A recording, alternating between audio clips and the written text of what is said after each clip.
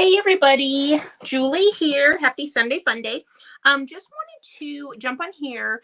Last week I painted this. I tried to do it and the weather wasn't cooperating and I had to record myself and then post it later. Um, but you may remember I already had the background with this kind of marbled rainbow. You can see a little bit of it up here and a little bit of the blue poking through. But it's a really fun, easy way to make an interesting watercolor background. So I wanted to show you how I do this. So this is a template that I bought. I forgot where I got it from, but this image is already on the paper. So don't worry about the image. I just wanted to show you on this paper. So this is watercolor paper.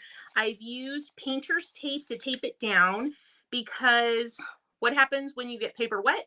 It wrinkles. So we want this to lay as flat as possible. So I have it taped down, and then I have this little block. It's maybe an inch by an inch, but I just want one edge to be elevated. So I want to kind of create like a slant because we are dealing with water and water will run and bleed. And we actually kind of want that to work in our favor.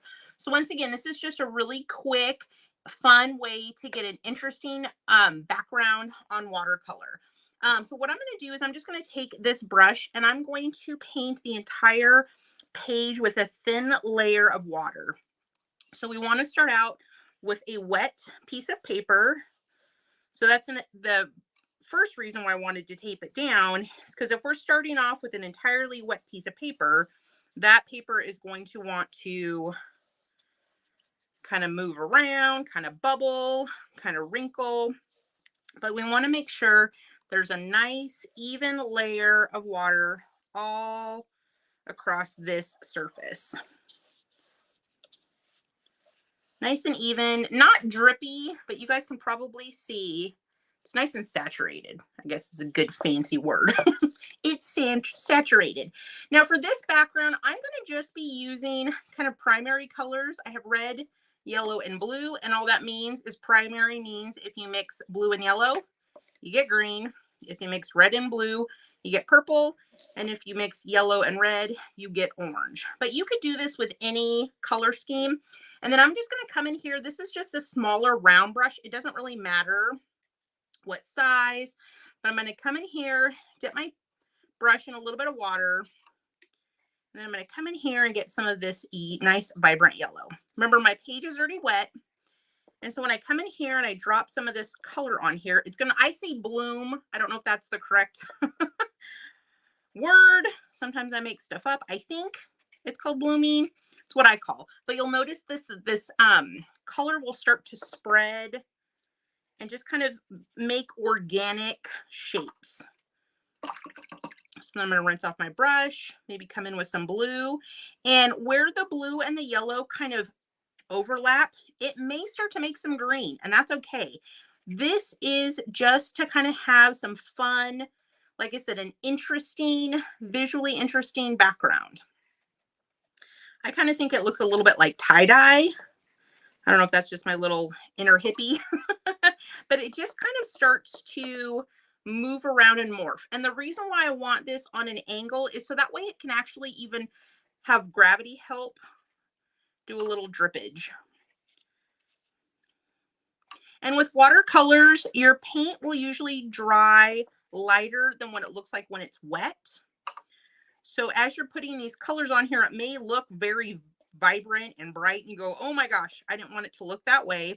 You can either do two things. While it's still wet, you can use a paper towel and come in and blot some of that color up, or you can just wait till it dries and it will probably dry lighter than what it looks like. And so I don't stress too much. So I'm just kind of, I come in and I kind of tap. Once again, that's not a have to, but it's just a really easy way to come in here and just add some depth, some dimension. And once again, you don't have to use the primary colors like I am, your red, yellow, and blue. You know, if you have a sky and you want it to all be blues and, you know, maybe some aquas, you can definitely do that. But I wanted to just show you an easy way. And then that yellow was kind of vibrant, so I just dunked my brush in some water and just kind of pounce it so that way it helps dilute it a little bit.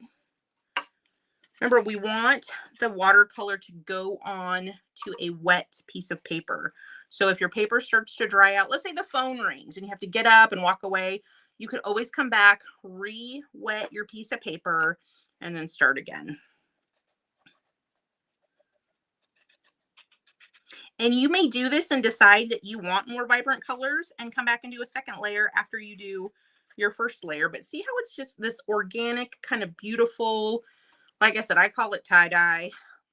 It's probably not a really good description, but it's what my brain does. Now you're going to watch this puddle pull and start to kind of flow down. And that's because I have this piece of paper on that angle. And you can kind of encourage it. So if I kind of push some of the color this direction, or like I said, I can come in, dip my brush in some water and dilute that color. But one of the fun slash frustrating things when it comes to watercolor, and I've shared this story before, is watercolors, there's a saying that they paint themselves, which sounds fun and is wonderful. But if you're like me and you're a little bit of a control freak and you want things to turn out exactly how you have it in your head, watercolors might be a challenge for you. They were for me when I first started, but now let me tell you, as one recovering control freak to another, I love watercolor. To me, because I know I can't control it, it almost takes that pressure of having it look exactly like I want it in my head. It makes that go away. So I just kind of relax and kind of go with the flow. So I'm like, I'm not quite uptight if this red blotch doesn't look exactly how I thought it would in my head. You see, I'm coming in and putting a little extra color if I want that just to stand out a little bit more.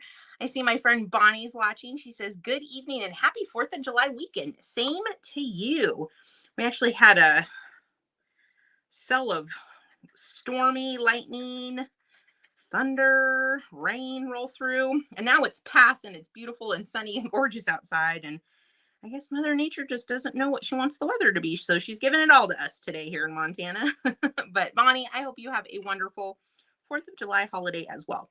One other little thing to be mindful of is, since this piece of paper is on a slant, I'm going to start to get kind of a little trough of water down here. And I just want to be mindful. So I'm going to take my paper towel. This is just me. I'm going to soak a little bit of that up.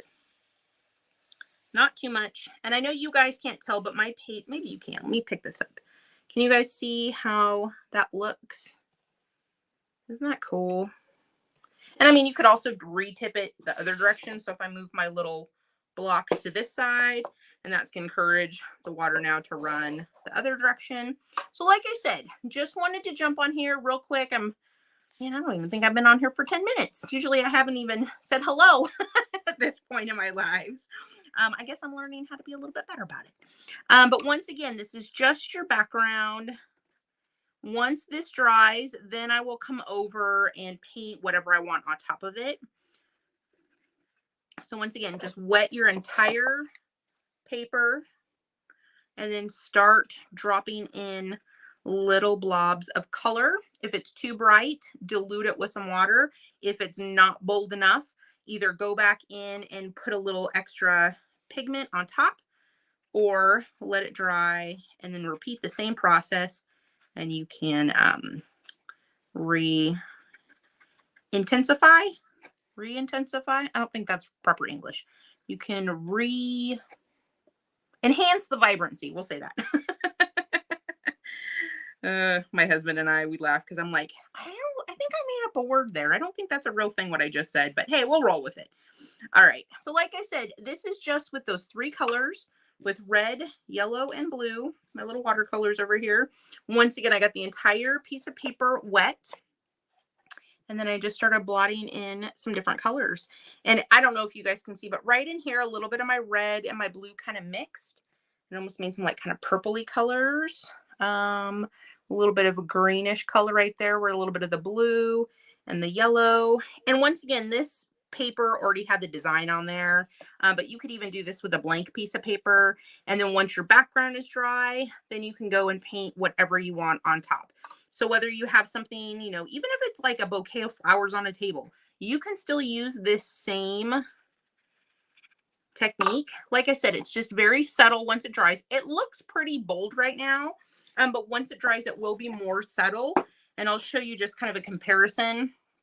This is where I had done the technique that you can see it the most is in the sky.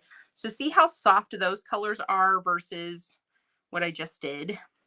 So as this dries, maybe here in about an hour when this is nice and dry, I'll take a photo of it so you can see the difference.